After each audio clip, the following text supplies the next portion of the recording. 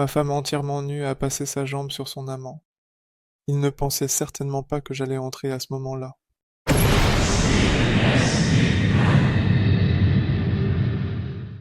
Je m'appelle Jason, j'ai 36 ans, et je vis dans une petite maison en Caroline du Nord. Je travaille comme médecin, paramédical. Ma vie n'a jamais été facile, surtout avec un tel emploi du temps. Des gardes de 12 à 14 heures, des appels nocturnes, du sang, des cris, de la fatigue. Tout cela fait partie de mon quotidien. Mais j'ai toujours su pour qui je faisais cela. Ma femme, Mélissa, elle a 34 ans. Nous nous sommes rencontrés il y a 10 ans, au mariage d'un ami commun. À l'époque, je venais juste de terminer mon stage. Elle travaillait comme jeune consultante dans un salon d'intérieur. Elle avait un sourire contagieux et une sorte d'éclat fou dans les yeux. Celui qui attire rapidement, mais peut brûler. Nous nous sommes mariés 2 ans après notre rencontre. Au début, tout était comme dans un bon film. Voyage, dîner spontané, rire le soir. Puis notre première fille, Ellie, est née. 3 ans plus tard, la cadette, Hailey. J'ai été un bon père. Je faisais tout pour que mes filles ne manquent de rien.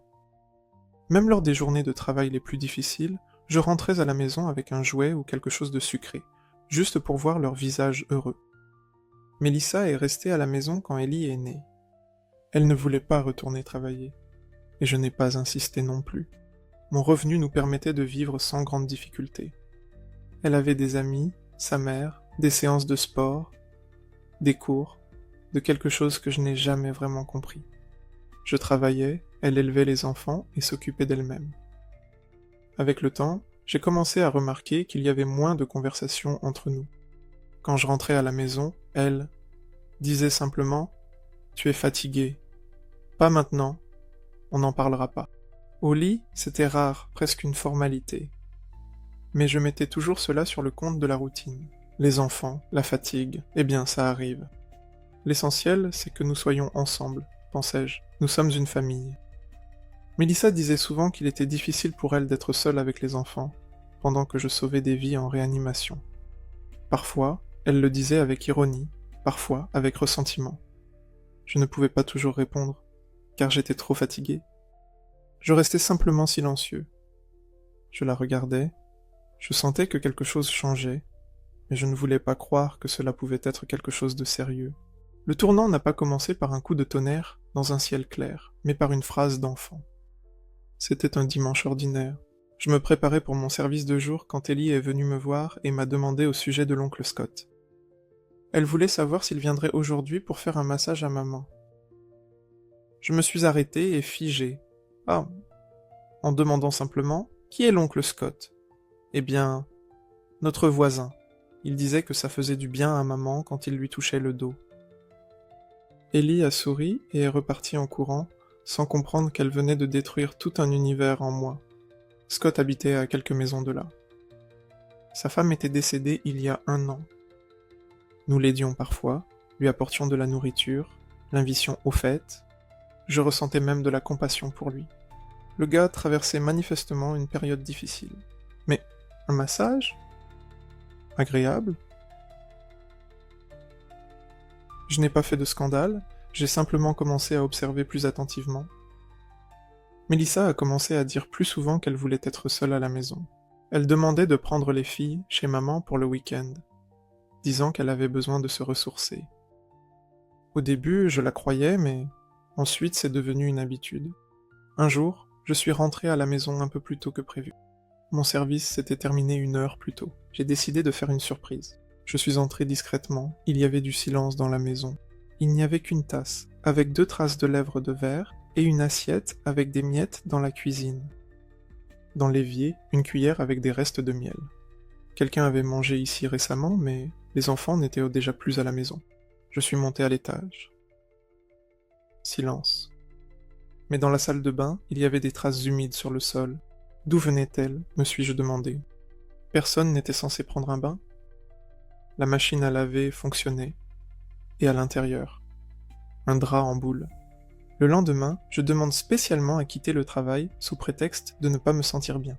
Je m'installe dans la voiture et observe la maison de loin. Et au bout d'1 heure et demie, je vois Scott sortir de notre portail, regarder autour de lui et partir rapidement. sans un mot de plus. Je sentais quelque chose commencer à peser dans ma poitrine.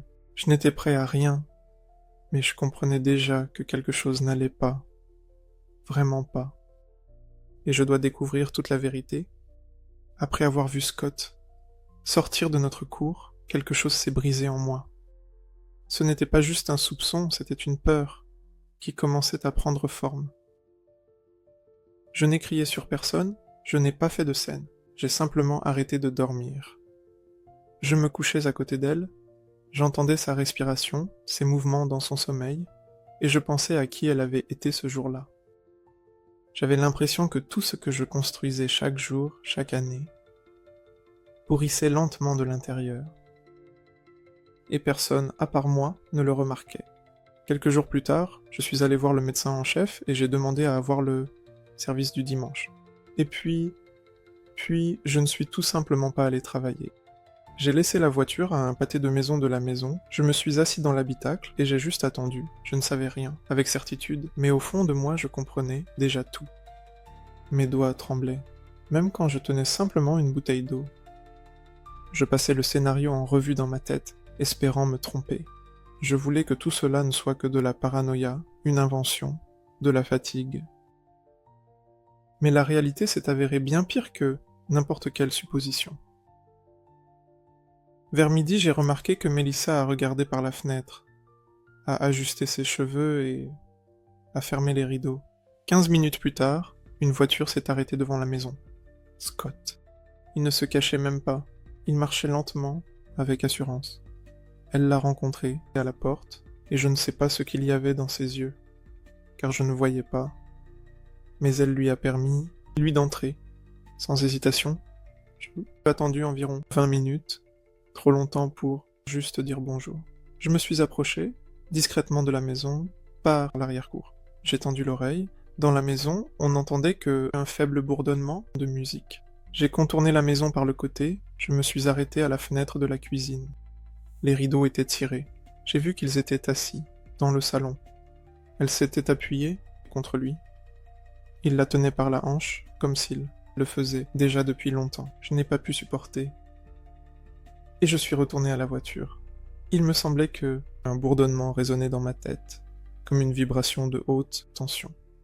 Je restais assis à regarder le pare-brise, sans cligner des yeux. Quand je suis retourné à la maison, environ 30 minutes plus tard, c'était calme à l'intérieur, mais les rideaux étaient toujours tirés. J'ai ouvert la porte avec ma clé, j'ai franchi le seuil, tout était comme d'habitude, sauf l'odeur. Dans l'air était différent. Ce n'était plus le nôtre. Je suis entré. La salle de bain se trouvait non loin du salon, et quand j'ai fait quelques pas, j'ai entendu de faibles gémissements. À ce moment-là, mon cœur battait si fort que j'entendais à peine mes propres pas. Je me suis approché, plus près, je me suis arrêté devant la porte, et c'est alors que je l'ai entendu murmurer son nom.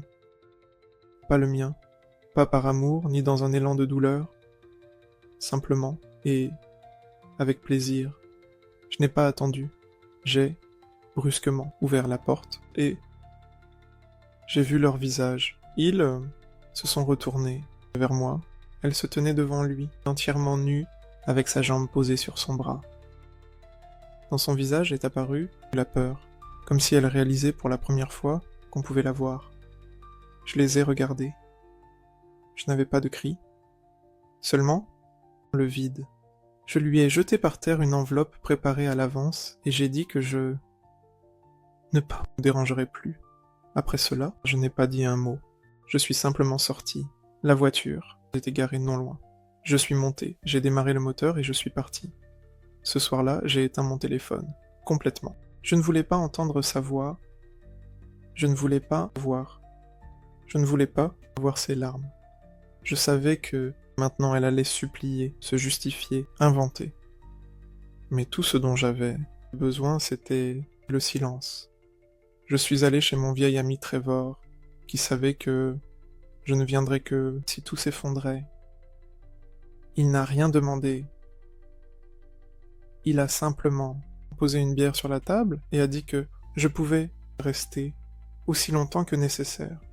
5 jours plus tard, j'ai allumé mon téléphone. Plus d'une centaine d'appels manqués, plusieurs centaines de messages. Certains étaient des supplications pour le pardon, d'autres des reproches, certains des menaces. Au début, je faisais simplement défiler tout cela, sans lire, et finis par les ouvrir.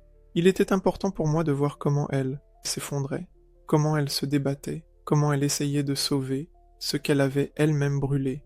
Quand je suis enfin rentré à la maison, les enfants étaient chez sa mère. Mélissa m'attendait, pâle, avec les yeux rouges.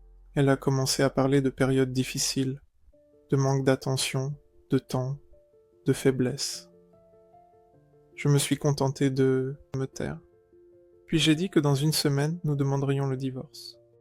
Elle a essayé de m'arrêter, disant que nous avons des enfants, que je n'avais pas le droit, que tout pouvait être réparé. Mais, dans mes yeux, il n'y avait plus de doute. Je ne sais pas si elle a compris cela ou non, mais il n'y avait plus de retour en arrière. Une semaine est passée. Je n'ai pas parlé à Mélissa, je répondais seulement brièvement aux questions concernant les enfants. Je dormais mal, tout semblait s'effondrer, comme si la terre, sous mes pieds, se fissurait lentement, mais sûrement. J'ai rencontré un avocat, j'ai tout raconté, ce que je savais. J'ai montré les messages, les photos, même un rapport du thérapeute où on m'avait prescrit des calmants. Après, l'émotion. J'ai impliqué ma sœur. Elle m'aidait avec les papiers. Nous avons rédigé une déclaration, je l'ai signée, et l'avocat a déposé les documents au tribunal. C'est alors que j'ai ressenti pour la première fois un soulagement. Pas même un soulagement, mais un vide. Comme si on m'avait coupé en deux. Mais je continuais à agir parce que je ne pouvais pas faire autrement. Lors d'une des audiences judiciaires, au tout début, Mélissa est venue en costume strict et professionnel, avec les cheveux attachés, prétendant être équilibrée. Elle essayait de tout mettre sur le compte de la fatigue, de la tension, de ma froideur. Elle racontait à quel point il lui était difficile d'être seule, comment je ne m'intéressais soi-disant pas à son monde intérieur.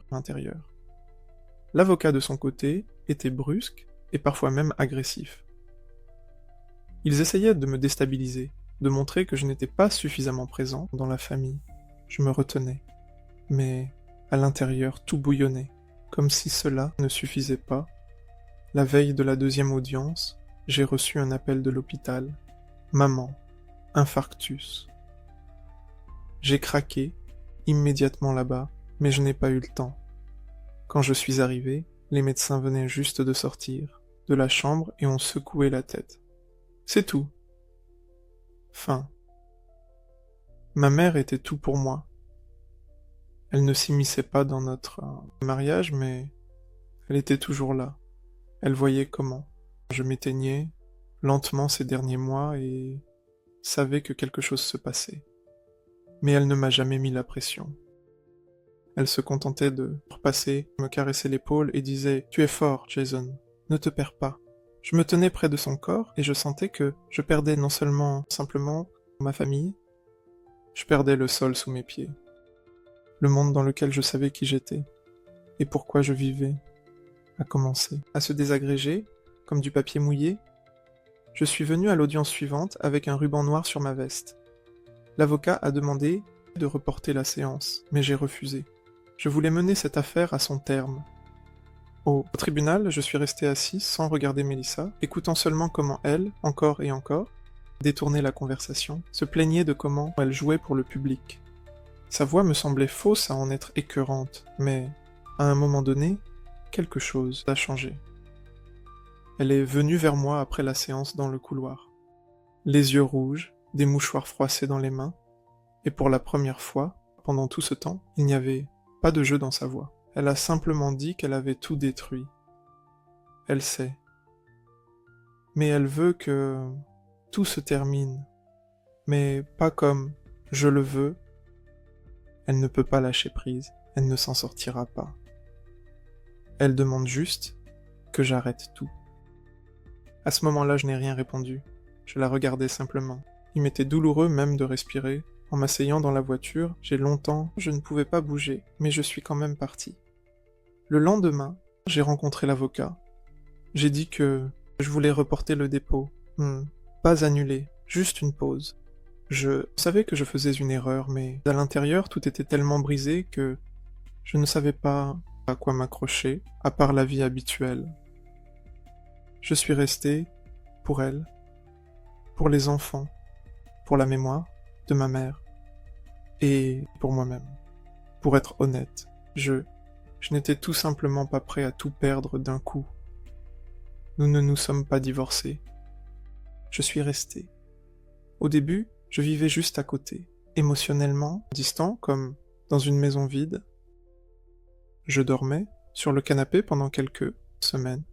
Elle essayait d'être attentionnée, préparait mon café préféré, demandait à parler, cherchait des occasions de me toucher, mais j'étais froid.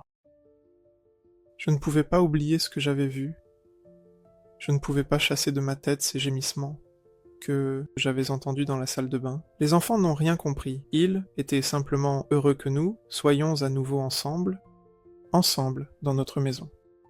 C'était la seule lumière qui me retenait. J'ai commencé à prendre plus souvent des jours de congé, je me promenais avec eux dans le parc, je construisais des forts, avec des couvertures, et je faisais tout pour qu'ils ressentent de l'amour.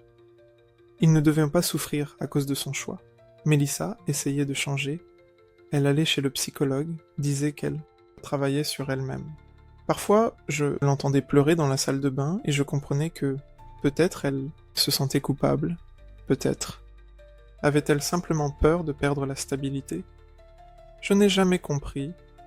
Nous vivions comme si l'ancienne vie était morte et qu'une nouvelle, inconnue, avait commencé, angoissante, mais extérieurement calme. Je ne suis pas sûr qu'on puisse appeler cela du bonheur, plutôt une trêve. Je ne sais toujours pas combien de temps cela durera, mais pour l'instant, je suis ici, près de mes filles. Pour elle et pour moi. Merci beaucoup d'avoir regardé notre vidéo jusqu'à la fin. Abonnez-vous, mettez des likes. Vous pouvez également regarder nos vidéos précédentes sur la chaîne. Et je souhaite à tous une bonne journée. À bientôt.